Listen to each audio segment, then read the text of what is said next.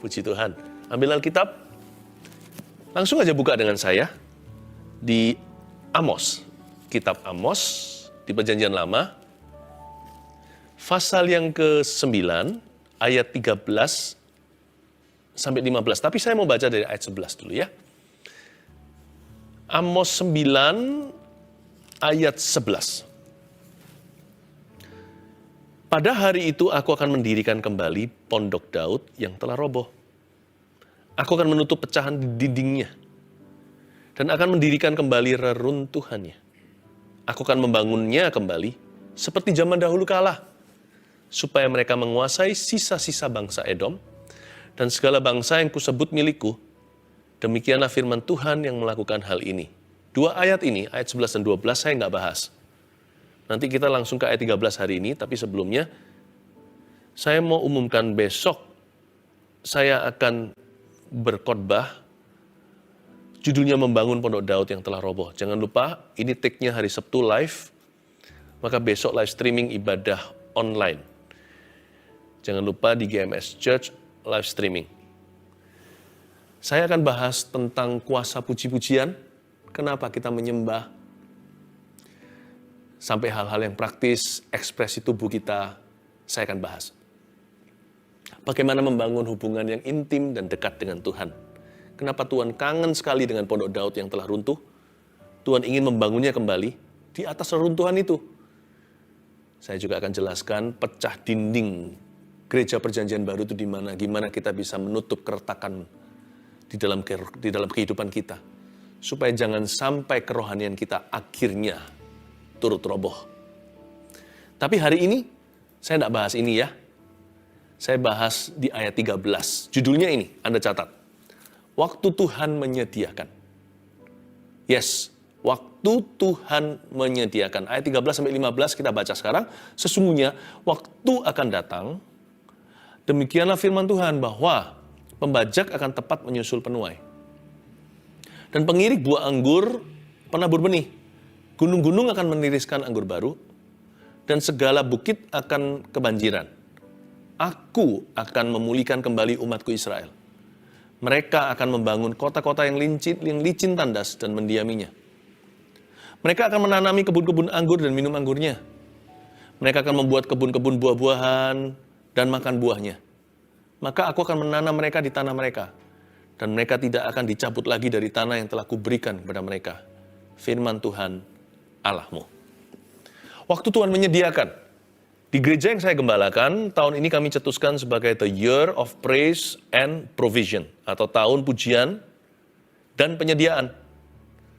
Jangan salah paham. Kita memuji bukan supaya kita dapat gudangnya Allah. Kita menyembah bukan supaya kita memperoleh penyediaannya. Memuji itu bukan supaya. Memuji itu karena. Kita memuji karena Tuhan itu baik, karena Dia adalah Allah kita. Dan kita memuji karena Dia layak untuk disembah. Tetapi, realita bagi seorang pemuji nggak bisa lama-lama, pasti mengalami kuasa pujian itu sendiri. Karena itu saya mau bahas, waktu Tuhan menyediakan, buahnya seperti apa. When God provides, what are the fruits in your life?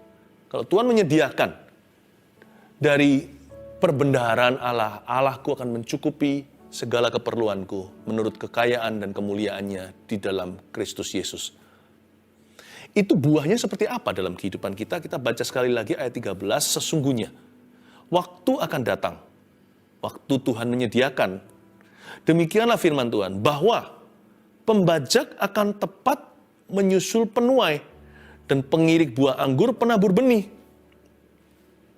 When God provides, waktu Tuhan menyediakan tahun ini buat Anda, pekerjaan Anda, buat keluarga Anda.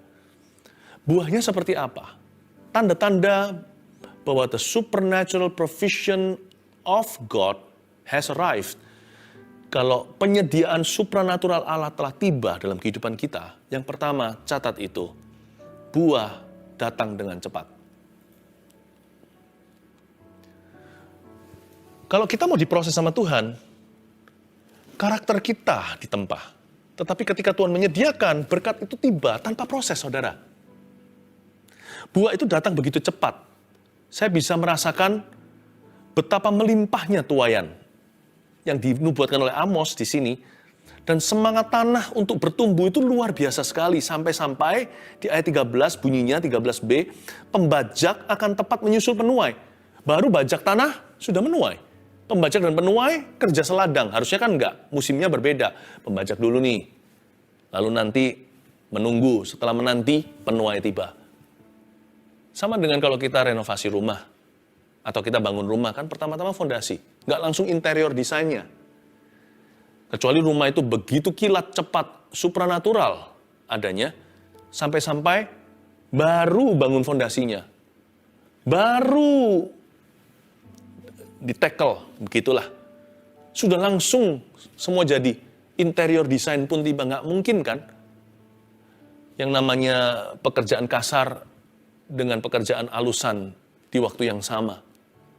Tapi ini, di waktu yang berbarengan, pembajak akan tepat menyusul penuai, pengirik buah anggur, penabur benih. Saking cepatnya balap-balapan. Menabur menuai semusiman. Buah datang dengan sangat cepat. Saya anggap ini adalah sebuah nubuat. Tahun ini akan terjadi percepatan itu. Akselerasi yang dari Tuhan. Momentum catching momentum. Suatu momentum, estafet momentum berikutnya. Demikian luar biasa. Bukan kita jadi kecapean, kita jadi tercengang dan berkata, wow, ini kalau bukan Tuhan nggak mungkin bisa. Kok bisa selekas ini terjadinya? Ya, saya tidak ajarkan bahwa kita harus selalu mengarahkan mata kepada apa yang instan. Tetapi kalau berkat itu tiba, persediaan Allah itu bunyinya. Penuai dan pembajak sama-sama susul-susulan. Catat baik-baik, buah datang dengan cepat. Saya nggak tahu gimana akan digenapi dalam hidupmu. Tugas saya hanyalah menyampaikan. Saya biarkan jadi kepanjangan tangan Tuhan penyambung lidahnya. Pokoknya tangkap hingga merema dalam jiwamu. Buahnya akan cepat sekali tiba. Lekas bertumbuh. Berikutnya, gunung-gunung akan meniriskan anggur baru. Dan segala bukit akan kebanjiran. Wait a minute. Gunung-gunung meniriskan anggur baru setahu saya.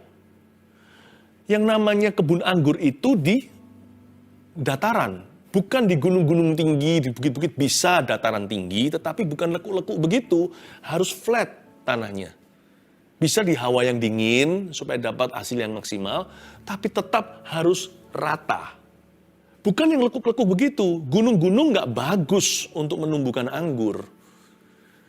Anggur tidak tumbuh di bukit-bukit yang lekuk-lekukannya tidak bisa dijadikan hamparan kebun buah-buahan. Kedua, buah datang dari tempat yang tidak terduga. Grapevines don't grow well on mountains or high hills, but on plains, my friends. Buah kan datang dari tempat yang tidak terduga. Anda kan terkejut. Kok bisa ya ini menghasilkan? Kok bisa ya ini berhasil? Kok bisa ya? Nggak masuk akal. Yang ini nggak saya sangka. Kalau orang itu sih, semua orang tahu. Tapi mana mungkin dari orang ini? Kok bisa? Ini sudah di luar rumus saya. Nggak ada teorinya. Buah datang dari tempat yang tidak terduga. Lalu di sana dikatakan, gunung-gunung kan meniriskan anggur baru. Selain gunung-gunung, Anda garis bawahi tadi untuk poin kedua. Poin ketiga, terletak pada kata anggur baru. Anggur baru di sini dalam bahasa Inggrisnya adalah the mountains will drip with sweet wine.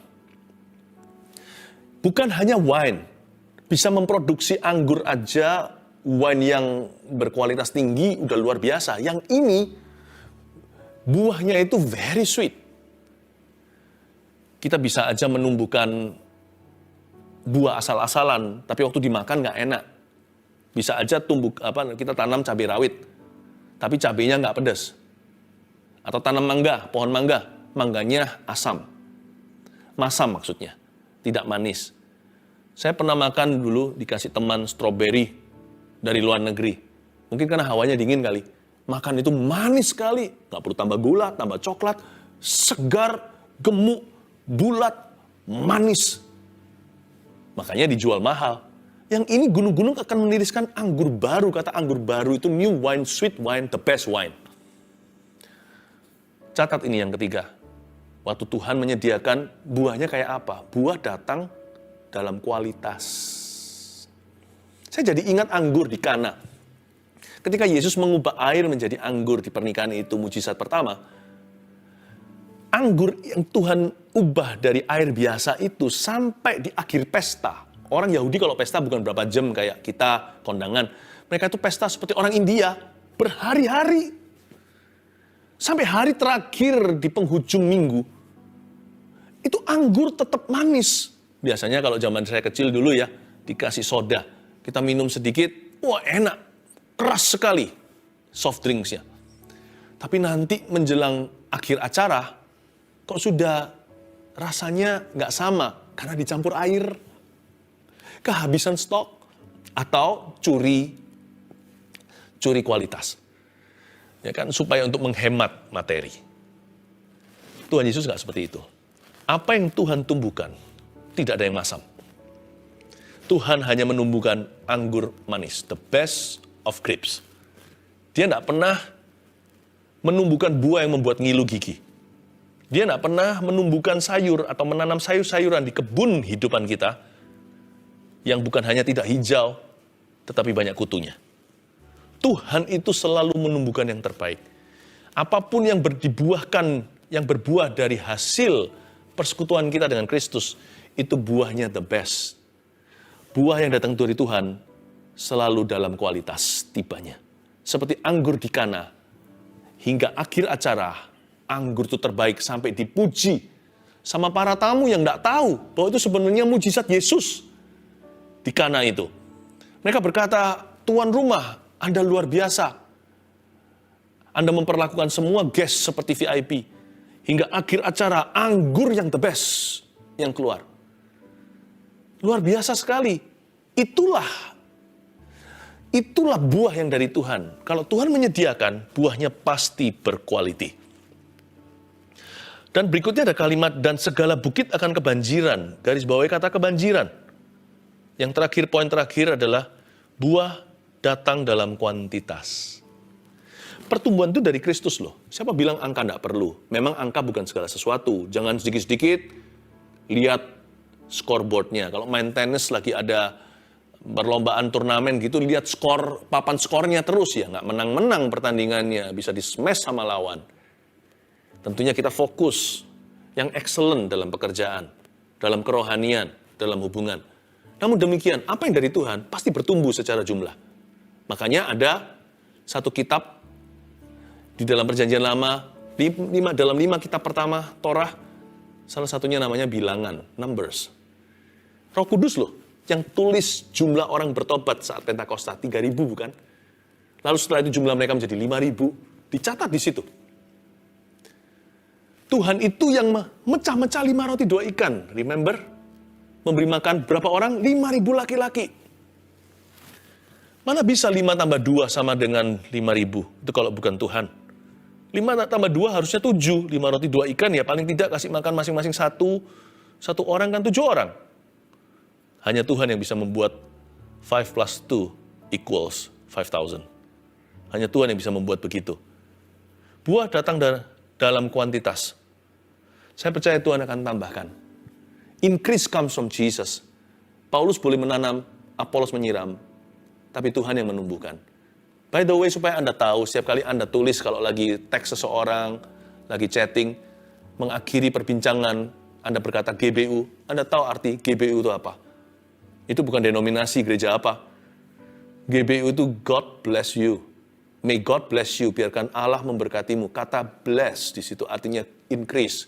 Dengan kata lain, kalau Anda berkata may God bless you, Anda sedang mendoakan orang lain untuk di-increase oleh Tuhan. Anda sedang berkata begini, may God increase you. May God increase your business. Biar Tuhan menambahi anakmu jikalau masih menunggu momongan baru. Biar Tuhan menambahkan teritori, menambahkan propertimu. Biar Tuhan menumbuhkan bisnismu. Biar Tuhan menambahkan kemenangan. dalam perjalanan rohanimu. Biar Tuhan menambahkan jiwa-jiwa yang Tuhan selamatkan lewat hidupmu. Biar Tuhan semakin memperlebar gedungmu. Biar Tuhan membuat jemaat bertambah. Biar Tuhan membuatmu bertumbuh dalam segala sesuatu. Itu yang disebut buah datang dalam kuantitas. Segala bukit akan kebanjiran. Bukan hanya Tuhan bikin anggur manis, anggur yang terbaik, the best wine atau anggur baru dari gunung-gunung itu, tetapi bukit-bukit itu banjir anggur. Seperti hulu ke hilir dari atas gunung, seperti bak urapan di kepala Harun, kejanggut jubahnya turun itu seperti mengalir ke bawah. Bayangin banjir dari pegunungan, bukan hanya Tuhan kasih 1-2 botol anggur yang terbaik, tapi dibanjirkan sehingga seperti bendungan. You know your God is not small. Allahmu tidak kecil. Allahmu itu besar. Tuhan kasih infinity di balik 5 tambah 2, 5 roti 2 ikan. Tuhan hanya beritahu 5.000 laki-laki supaya tidak ada titik, supaya tidak ada konklusinya. Yang bisa diketahui adalah 5.000 kakak. Tapi Allah terus bertambah. Persediaannya tak terhingga. Our God knows no boundary. Tapi Tuhan tahu bagaimana membatasi kita setiap hari dengan rezeki yang secukupnya. Berikan padaku hari ini makananku yang secukupnya. Hati yang konten, yang mudah puas, hati yang mudah bersyukur, bukanlah hati yang kecil. Malah Tuhan akan tambah-tambahkan. Asal jangan begini ya sama Kristus dalam hidup ini. Menggenggam, punyaku, jangan begitu. Belajar sama Tuhan begini. Terjadilah kepadaku sesuai kehendak-Mu. Saya bukan bicara tentang materi, saya bicara tentang apapun. Saya bicara tentang hidup ini jangan begitu orientasinya. Hidup ini harus berserah. Tahu siapa sumbernya. Dan biarkan kita hanya menjadi salurannya. Saat teduh ini sudah berapa lama sih? Wahyu tidak pernah berhenti. Tidak pernah habis. Penyediaan itu bukan hanya bicara tentang barang atau benda, apalagi uang. Penyediaan itu juga bicara tentang pewahyuan. Kadang-kadang saya cuma berpikir dengan tim yang ada kru di balik layar. Kok nggak habis-habis ya Tuhan itu memberkati umatnya. Baik itu urapan, hikmat, marifat. Ini bukan dari kami. Saya terbatas, saudara. Tapi ketika tanganmu tidak begini, Tuhan salurkan. Anda bisa menjadi saluran, Tuhan alirkan segalanya. Tahun yang baru, miliki perspektif yang baru, paradigma yang diperbaharui. Tuhan kita itu tanpa batas. Allah kita tidak miskin. Allah kita tidak pelit, apalagi kikir. Buah yang datang dari Tuhan akan melimpah ruah. Kalau Tuhan bikin anggur, bikin minuman, itu sampai banjir dari bukit ke bawah. Pialaku penuh melimpah, Mazmur 23. Oh, luar biasa. 1, 2, 3, 4 jangan lupa Anda catat. Saya lanjutkan sedikit lagi, di ayat 14 dan 15 saja. Aku akan memulihkan kembali umatku Israel.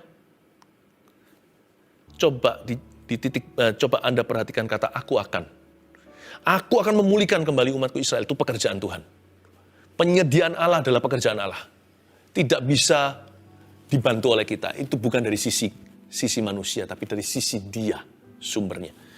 Tapi Tuhan berniat untuk memberkati hidupmu and increase you. Aku akan memulihkan kembali umatku Israel. I will, aku akan. Lalu berikutnya ada kalimat sambungan, mereka akan. Setelah aku akan Tuhan, sekarang mereka akan. Ada kerjasama berarti. Mereka akan membangun kota-kota yang licin, tandas, dan mendiaminya. Lalu mereka akan, kedua kali diulang. Pekerjaan yang lain, bukan hanya membangun kota, sekarang menanami kebun-kebun anggur dan minum anggurnya. Lalu diulang lagi ketiga kali. Mereka akan. Pekerjaan berikutnya, membuat kebun-kebun buah-buahan, dan makan buahnya. Saya senang sekali melihat di ayat yang ke-14 ini Tuhan kerja sama-sama kita. God will bless your work this year. Allah akan memberkati pekerjaan dan profesi Anda. Tapi jangan lupa, sekalipun pekerjaan itu diberkati, Anda tetap harus kerja. Nggak kerja, nggak usah makan. Kata firman Tuhan. The work is blessed, alright, but it is still considered work. Pekerjaan itu diberkati, tetapi tetap tergolong pekerjaan. Bedanya di sini kalau Allah memulihkan. Ada increase activity atau aktivitas yang meningkat. Bedanya, aktivitas yang diberkati oleh Tuhan disertai dengan joy and heaven's energy. Disertai dengan energi dari sorga dan disertai dengan sukacita. Pekerjaan itu bukan kutuk, Bapak Ibu Saudara. Dari sejak Adam dan Hawa sebelum jatuh dalam dosa di Taman Eden, Adam suruh kerja. Cuman bedanya, gak ada depresi. Mereka bekerja sama dengan Tuhan. Work is beautiful. Jadi tahun ini, tolong hadapi tanggung jawab, peran, tugas, job deskripsi yang ada di depan Anda itu dengan sukacita di hati. Thank you Tuhan, terima kasih. Berapa banyak orang hari ini gak punya pekerjaan. Kalau Anda punya, bersyukurlah. Jangan hanya bersyukur, bersukacitalah. Bergembiralah karena Tuhan, maka Tuhan akan memberikan apa yang diinginkan oleh hatimu. Pekerjaan itu diberkati memang. Tuhan berkata, aku akan. Itu bagian saya, persediaan. Bagianmu, memujilah Tuhan dalam profesi dan pekerjaan sehari-hari. Bersyukurlah, bersukacitalah. Bergembiralah karena Tuhan. Aku akan, mereka juga akan. Mereka akan membangun, mereka akan menanami, mereka akan membuat. Increase activity, aktivitasnya bertambah banyak. Tapi semua dilaksanakan dengan hati dan pikiran yang penuh dengan pengharapan dan iman. Ada optimisme yang dari Tuhan, bukan sekedar dari positive thinking, tapi dari firman dan janji-janji Allah. Karena Allah kita adalah penyedia, pemelihara, dan pembela. Biarkan aktivitasmu selalu diberkati. Ajak Yesus ke tempat kerja Anda. Ajak Tuhan ke dapur Anda, ibu-ibu. Ajak Tuhan Yesus ke pasar. Ajak Tuhan ke sekolah dan kuliah, hai pelajar dan mahasiswa. Work together with Him. Kongsian dengan Tuhan. Kerja sama. Sekalipun Anda partner junior, dia partner senior, bermitralah dengan Allah. Lihat nanti aktivitas Anda tidak berkurang. Bertambah iya, tapi Anda beroleh kekuatan untuk melaksanakan semuanya. Bukan hanya kekuatan, ada a sense of fulfillment, ada perasaan puas batin yang tiada duanya. Saya jadi ingat ayat-ayat lain di Perjanjian Lama yang bunyinya begini. Mereka akan membangun kebun anggur, namun tidak minum anggurnya. Mereka akan membangun kota maksudnya, menanami kebun anggur, tidak minum anggurnya, membangun kota dan tidak tinggal di dalamnya. Itu lawan katanya. Ketika Tuhan mengutuk seseorang atau suatu bangsa, mereka bisa bekerja tapi tidak bisa menikmati dalam batinnya. Dan juga tidak ada kenikmatan dalam hubungan. Tapi sekarang di sini beda. When God blesses someone, atau Tuhan memberkati pekerjaan seseorang, orang itu bisa menikmati, ada a sense of fulfillment, ada perasaan puas dalam batin. Salah satu karunia adalah karunia untuk bisa enjoy. Bukan berarti tanpa masalah. Stres itu perlu. Coba bayangkan kalau kita tidak ada tantangan. Hidup kita dull atau boring, bukan? Lama-lama jadi pikun, jadi orang karena nggak ada sesuatu yang dituju. Nggak ada sesuatu yang perlu, yang bisa mengasah otak kita dan menempa mental kita. Tapi segala masalah kita, every test will become testimony. Setiap ujian bisa menjadi kesaksian kalau Tuhan beserta. Bukan berarti yang penting enaknya. Waktu ikut Tuhan itu juga banyak tantangan, banyak pencobaan, bahkan penderitaan.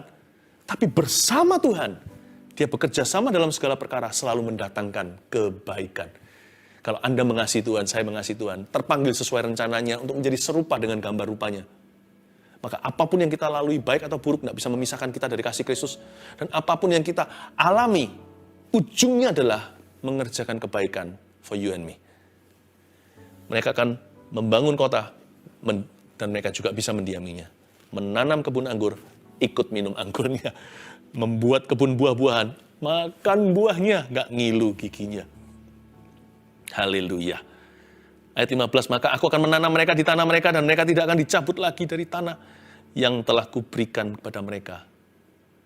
Nah, itu janji Tuhan. Dari sisi Tuhan lagi. Selalu Tuhan itu Alfa Omega. Tuhan yang bekerja, aku akan, lalu bagian kita di tengah. Mereka akan.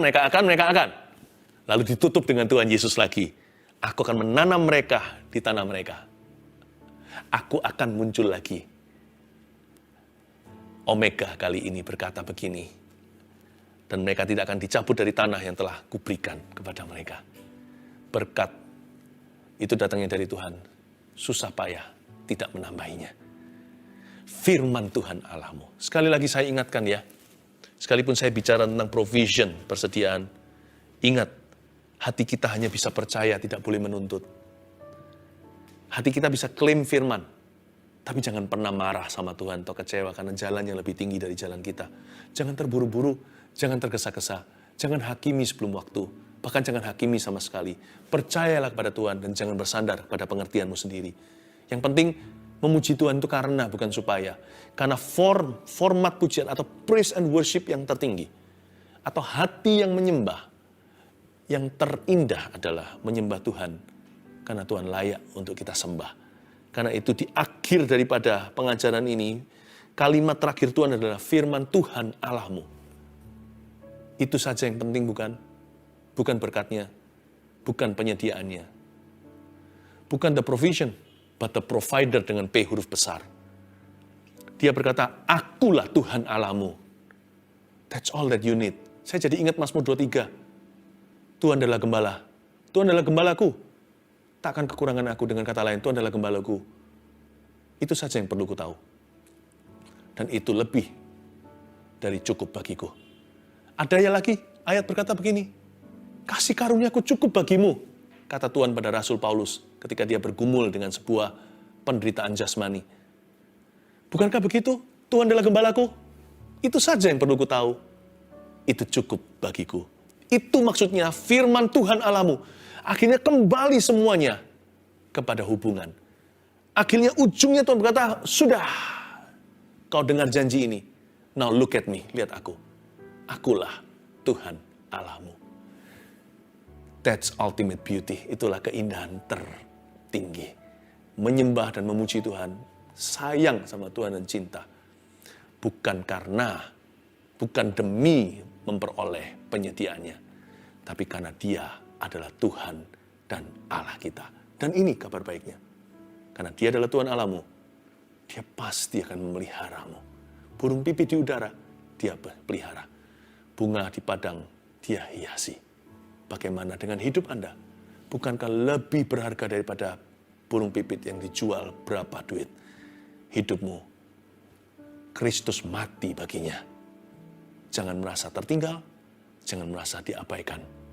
Anda disayang oleh sorga. Terimalah pemeliharaannya.